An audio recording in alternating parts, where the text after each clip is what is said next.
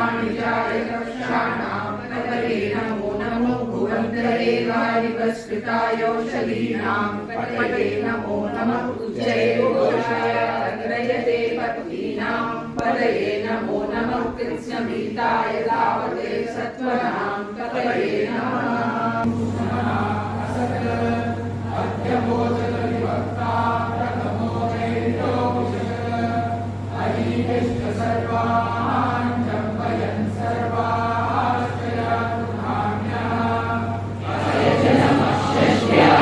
न्याय च नमः सिकत्याय च प्रवाद्याय च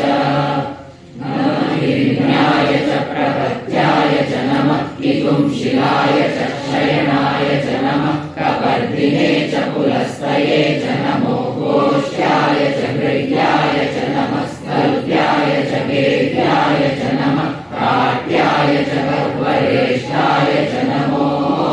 हृदयाय च निवेश्याय च नमः पागुंसव्याय च रजस्याय च नमः शुष्याय च हरित्याय च नमो लोप्याय चोलप्याय च नमः ऊर्याय च शून्याय च नमः पर्ण्याय च पर्णशद्याय च नमो परुरमाणाय चाभिघ्नते च नमः आकिरते च प्रक्षितते च नमो भक्तिरितेभ्यो देवानागुं हृदयेभ्यो नमो विक्षीणकेभ्यो नमो विचिन्वत्येभ्यो नमः आनिर्भतेभ्यो नमः आमीभक्तेभ्यः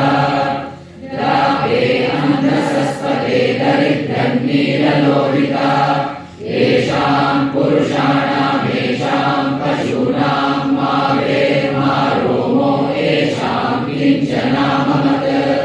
या ते रुद्रशिवा तनु शिवा विश्वाभवेशयी शिवा रुद्रस्य देशयी कयानो मृडजीवसे इमागुं रुद्राय तवसे कपर्दिने शयद्वीराय प्रवरामहे मतिं यदानश्रमसद्विपदे चतुष्पदे विश्वं पुष्टं ग्रामे अस्मिन्ननातुरम् मृडानो रुद्रो तनो मयस्कृति क्षयद्वीराय नमसा विधेमते यच्छञ्चयोष्यमनुराय जे पिता तदश्याम तव रुद्र प्रणीतौ मानो महान्तमुतमानो अर्धकं मान उक्षन्तमुतमान उक्षितम्